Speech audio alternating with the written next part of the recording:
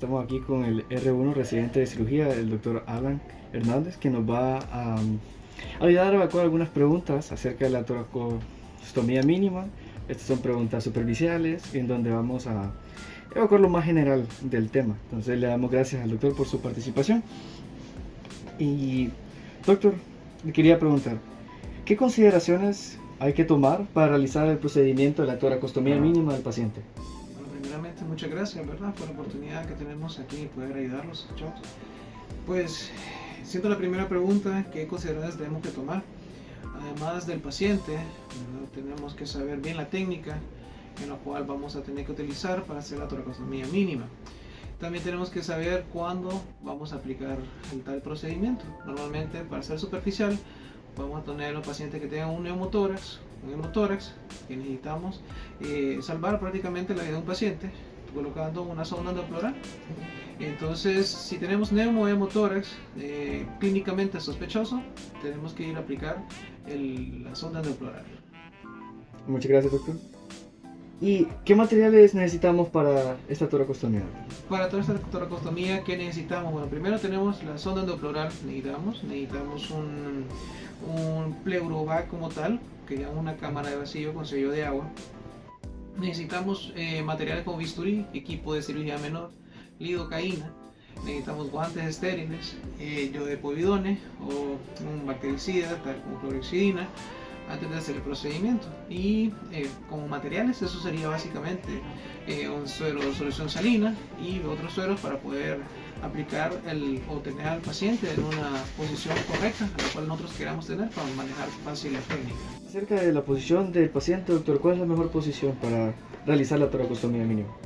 Para realizarla, paciente en decúbito supino, elevamos lo que es el brazo para arriba de la cabeza, haciendo que se puedan ampliar lo que es los espacios intercostales, y con eso podemos tener una mejor opción al palpar para que lleguemos al quinto espacio intercostal, que es el que nos interesa para poder aplicar la toracostomía. Gracias, doctor. ¿Y me podría decir cuáles son los pasos de este procedimiento? Ok, con los pasos primero tenemos que identificar dónde lo queremos poner. Normalmente la técnica nos habla de ponerlo en el quinto espacio intercostal por delante de la línea media axilar, ahí donde adecuadamente tenemos que ponerlo. Si nos estamos un poco confuso de dónde tenerlo, usualmente el quinto espacio intercostal está al lado de lo que es la tetilla.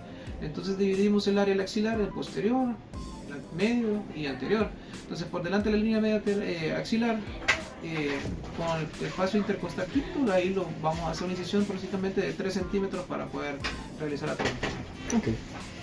Todo este procedimiento, doctor, más o menos ¿cuánto tiempo toma hacer?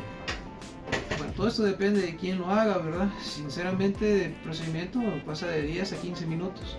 Si es una emergencia, 5 a 10 minutos lo que tenemos que evacuar para tener rápidamente una toracostomía mínima. Okay. ¿Qué cuidados y observaciones tenemos que tener con el paciente después de que este procedimiento se haya hecho? Okay, después de que el procedimiento se ha hecho, primero tenemos que comprobar si la sonda endoploral fue colocada de una forma correcta.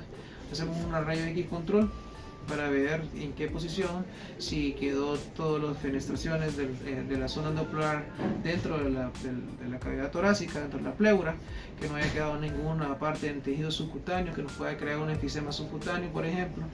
También tenemos que ver a la hora de hacer la sutura y hacer el amarre de la sonda endoploral, que no se vaya a zafar, por ejemplo, un buen amarre, un buen cierre de la sonda endoploral para que este paciente no vaya a sufrir más bien una desconexión de tal sonda. Okay. Gracias, doctor. ¿Cuánto tiempo debe portar el paciente este tubo endoploral? Bueno, todo depende. El paciente que tenga, por ejemplo, un neumotórax espontáneo, un paciente tenemos que esperar hasta que resuelva su cuadro. También tenemos algunos parámetros que nos dictan que cuándo poder retirar la sonda endoploral. Después de 3 días, si un paciente está con secreción serosa, seremática nada más, podemos ir considerando retirar el tubo. Si un paciente que tiene menos de 100 ml de producción, podemos ir considerando retirar el tubo. Si no hay ninguna producción, ninguna oscilación, podemos empezar a retirar el tubo, y si tenemos rayo X controles donde vemos que está absolutamente resuelto su problema, más de 3 días, podemos considerar retirar la sonda endoploral. Okay. Y por último, doctor, ¿cuáles serían algunos riesgos o complicaciones de la toracostomía mínima? Por ejemplo, que podamos dañar el árbol trocobronquial a la hora de hacer los pasos que tenemos que hacer. Por ejemplo, algunas personas hacen disección roma a través del espacio intercostal, algunas personas utilizan lo que son objetos cortopunzantes, lo cual no es correcto, como unas pinzas más punzantes que vienen y más bien hacen daño al pulmón directamente, daño a la pleura. Entonces, o que hayan que a la hora de la disección, para llegar a la parte dentro de la cavidad, se vayan por todo tejido subcutáneo a una gran disección en la cual crea un gran espacio que se empieza a crear un enfisema subcutáneo o la otra complicación, que lo pongan no en el sitio correcto, lesionando también diafragma, lesionando grandes vasos. Entonces son todas las cosas que tenemos que considerar como complicación, posible complicación. Bueno, doctor, con eso terminamos la entrevista. Muchas gracias por su tiempo. Doctor, saludos. Un placer.